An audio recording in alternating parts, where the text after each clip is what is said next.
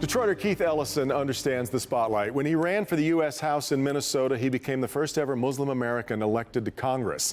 If he thought he was stepping out of the limelight when he left Congress and became Minnesota's Attorney General, it didn't exactly work out. He is back in national focus, now heading the case against the 4 Minneapolis officers who sparked such national outrage. And Attorney General Ellison is kind enough to talk to his hometown this morning from his office in St. Paul. Attorney General Ellison, thank you so much. It's good to have you with me this morning. Thank you. Glad to be here.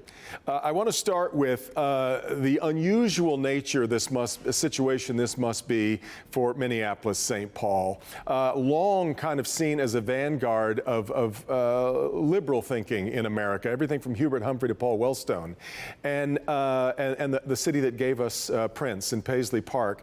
It must strike you as very odd that it is now seen as the epicenter of what's happening in America. Well, the truth is, Minneapolis is a wonderful city, but it also has another sort of experience for African-American people. Not all, but many. I could tell you it's somewhat of a tale of two cities. And you have people doing very well, a lot of prosperity and a lot of progressive ideas. But it also has disparities for African-Americans that are pretty dramatic. Say 70% of all Minnesotans own their own home, but only around a quarter of African Americans do. The average income is about $68,000 a year in Minnesota, but the average income for African Americans is hovering around $30,000 a year. So there are a lot of stark issues when it comes to racial disparities. My argument is that if this can be a place for prosperity and happiness for white Minnesotans, it can be for everybody, and we got to work hard to make that so, and we got real work to make sure that we close that gap. You do have real work ahead. You've talked about how difficult this task is going to be as we move ahead with the case. Before we get to that, though, there's been a fair amount of Monday morning quarterbacking about the way that Minneapolis police handled this from the get-go. Even the Detroit chief, James Craig, has said if they just would have put the Officer Chauvin in handcuffs right away, the way we would have with a private citizen, if we had seen that video, that maybe things could have been different. Should it have been handled differently from the start? You know what? I have to say, I really don't know. We have the facts that we have, and that's what we have to deal with. I will say that the chief, Madera Arredondo, is a reform-minded chief. He fired those 4 officers on the scene who are responsible, who have now subsequently been charged with second-degree murder. And he has been very clear about the duty to intervene and the duty to assist people who are in need. And so, I'll say that Minneapolis Police Department has solid leadership, but we have a ways to go to really let some of those reforms get into the rank and file. And obviously, we got a lot of work to do given the outcome of about 11 days ago. Well, and you have said now trying this case won't be easy. Winning a conviction will be hard. Everyone is going to have to kind of go to school here a little bit on Minnesota law, which I'm told by a former U.S. attorney is kind of unusual against the way that maybe people might expect this to go, and that the statutes are written, it's kind of tough to prosecute a police officer. Well, it's that way all over the country. I mean, let me remind you, we all saw what happened to Freddie Gray, and we saw the video, and we saw everything. We thought, okay, we know what's going to happen here. Well, there was not one single conviction in that case. Or what about Walter Scott in South Carolina? The officer, he was running away and was shot in the back multiple times.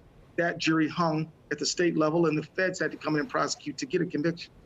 Why stop there? Philando Castile was shot on Facebook live stream in front of us. And that case ended in acquittal. And of course, we all remember Rodney King. Not we all don't, but people you and I's age remember it. And, that case, that Simi Valley verdict, acquitted. So these cases are not easy. Many cases, there was never even any charge. There was no bill of indictment in the Mike Brown case. There was no bill of indictment in the Eric Garner case. So these cases are not easy. And so it's important for people to understand that, because we look at the video and we're like, it couldn't be more clear. What's the problem? Well, the problem is it's a complicated set of features of our system, which I think up until now have led to the under prosecution of excessive force by police. Well, shouldn't we rightly worry about what the reaction of Americans would be if that officer somehow is not convicted? I'm not going to absorb that pressure. I'm going to put every cell of my being into obtaining convictions that are supported by the facts and the law. And we're going to do our best at every single link of the prosecutorial chain. And then, we're going to put it in hands of the jury. Now, I have confidence that Minnesotans will do the right thing and enforce the law and find guilt, because I wouldn't have charged this case out unless I believed that. But ultimately, this will be a decision by a jury, most likely, and therefore, we'll see. Yeah. Keith, as somebody who grew up in Detroit, you grew up in the most segregated metropolitan area in America. This many years later, you come to see the kind of week that we've just had across the country. I'm really curious about your reflections on where we are on the matter of race in America right now. Well, for 243 years, African Americans were held as property. For 100 years after that, we were held as second-class citizens, including in the North, like Detroit and Minneapolis. And it's only been about 55 years that we have not had state-sanctioned suppression of Black people. Only about 55 years of anything else. And then since that time, we've had disparities in every aspect of American life, from police and criminal justice, incarceration, education, economics, jobs, housing, everything. And so we have yet to really reach that liberty and justice for all goal. And this moment that we're in, I hope, makes everyone of all colors, Black, white, Latino, Asian, everybody, say that we want an America where it really is about the content of your character. That's really what this moment calls for. And that's what I'm going to do my part to advance. As we've so long hoped. But this was really such a perfect cocktail of tragedy that we've got this horrible video that we've all watched, and too many of these kinds of cases. It happens against a backdrop where there is so much downward economic pressure right now because of COVID-19. Right. And it saddens me to point out that you, in fact, lost your mother to coronavirus a couple of months ago, and you were back here in Detroit for the funeral. This just seems that this swell of all of these things around, in particular, the Black community, it's an awful lot to ask, isn't it?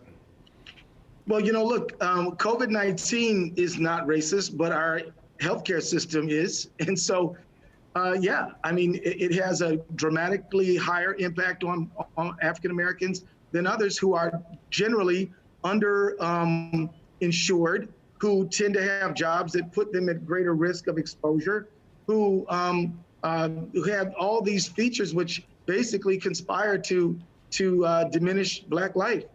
But African Americans are nothing if not resilient.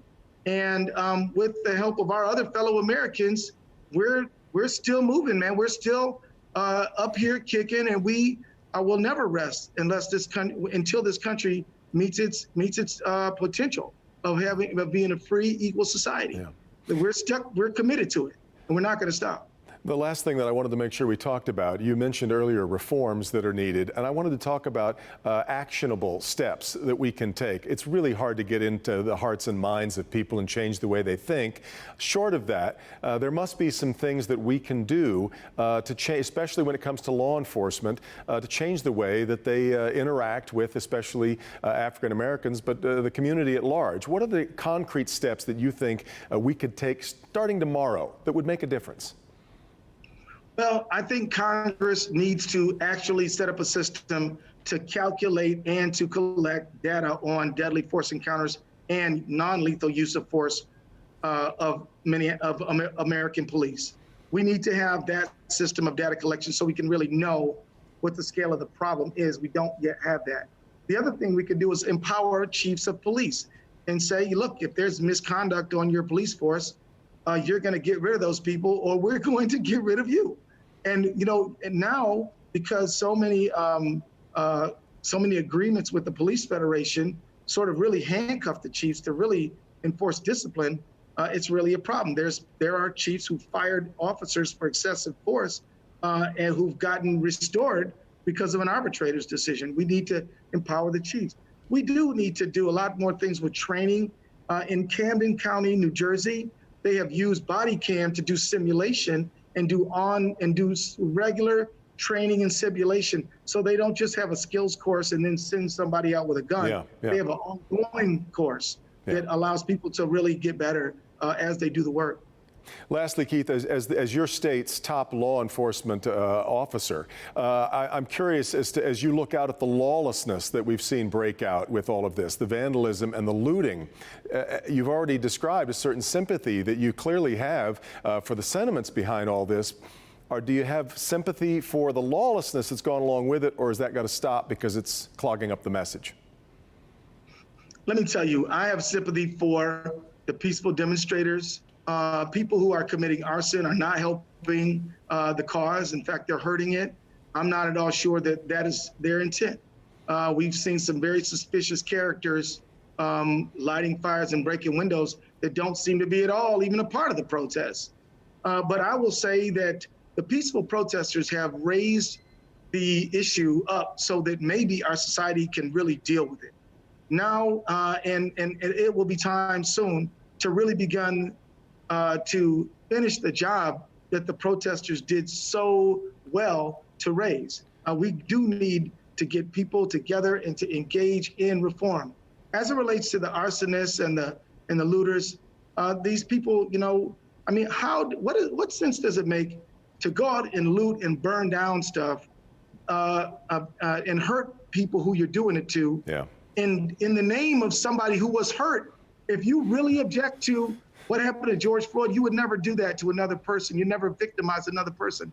And so I cannot stand with that behavior. But for the peaceful protesters, nothing but love. Attorney General Ellison, I know that you have a million requests of your time right now. I'm so glad you had some time for your hometown today. I know you get back here quite a bit, and here's looking forward to the next time we're together in person. Thank you so much, Keith.